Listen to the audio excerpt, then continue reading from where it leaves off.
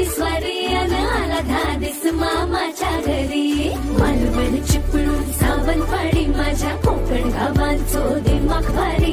दिसते भारी गणपतीची स्वारी माझ्या कोकणा वाटे तुम्ही वलवा गाडी. धमाधमान हाका गाडी माझ्या कोकणचो रस्तो नागमोडी.